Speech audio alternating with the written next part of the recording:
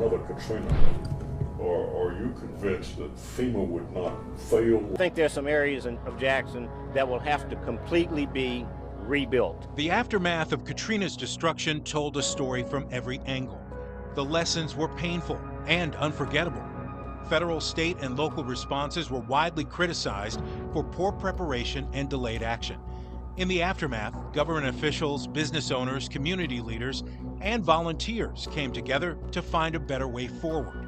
With tear-filled eyes and quiet determination, Mississippi rose from the wreckage, lifting itself from the rubble, the coastline, and the darkness. If somebody out of state would say, well, you're from Mississippi, what about Katrina? Tears would just flow. U.S. Senator Cindy Hyde-Smith was a state senator at the time. She says the emotion still runs deep because she was closely involved in recovery efforts.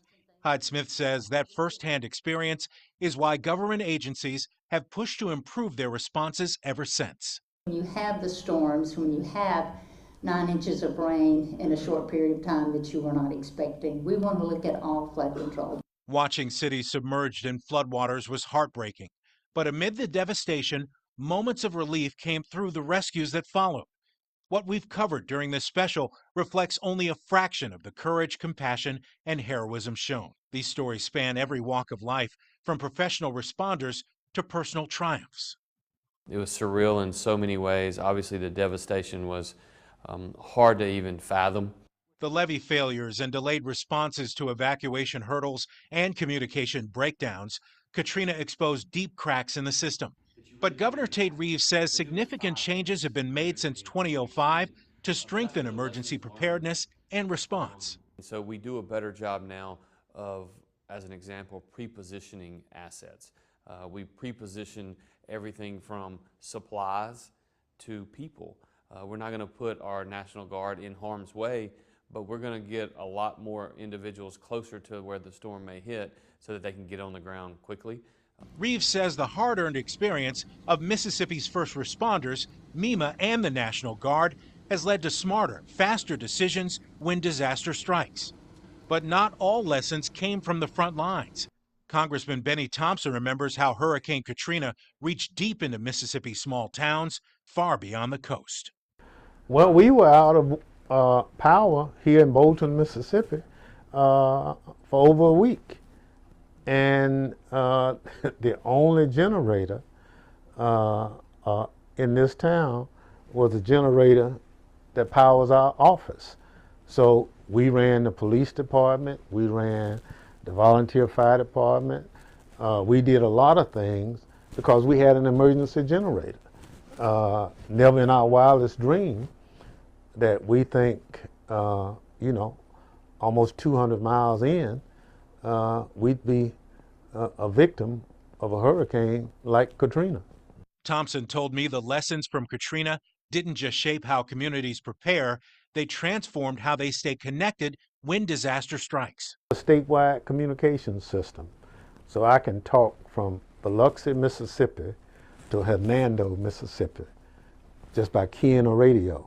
We built into our system of communication where first responders, be they fire, police, can always know exactly what's going on at that moment.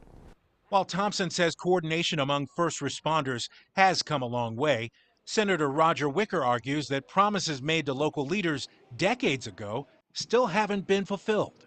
We are still trying to get the federal government to keep their promises that they made to small-town mayors, medium-sized city mayors, and boards of aldermen and boards of supervisors from 20 years ago. Then there's the conversation around the Federal Emergency Management Agency. FEMA was a critical component in helping Mississippians recover in the wake of Katrina. Governor Reeves shares President Trump's concern about whether a sprawling federal bureaucracy is the most efficient way to deliver help. Reeves believes that Washington should focus on getting resources to states quickly so local leaders can take the lead in disaster response. But he says the real difference maker isn't FEMA or local officials, it's the decision made by governors when the pressure is on.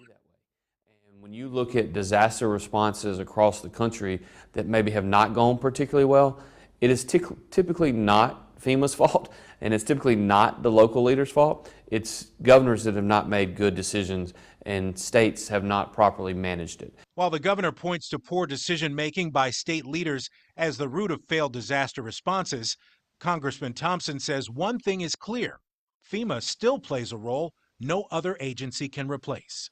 Those people who are emergency managers have said to me, there's just no way that we can replace a FEMA. He says look no further than a more recent disaster in Mississippi, the devastation of the town of Rolling Fork by an EF4 tornado in 2023.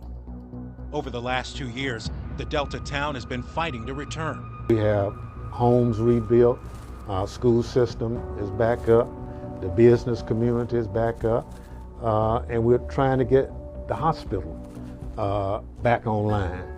Without FEMA's help, it never would have happened. 2 decades after Katrina, some scars may still linger, but so does the strength. Neighborhoods across Mississippi have rebuilt, businesses have adapted, and schools once silenced by crisis now echo with life. What began as a struggle to recover from Katrina's wake of destruction has become a testament to endurance, proof that even after the darkest chapters, communities can write new ones, filled with purpose, pride, and progress.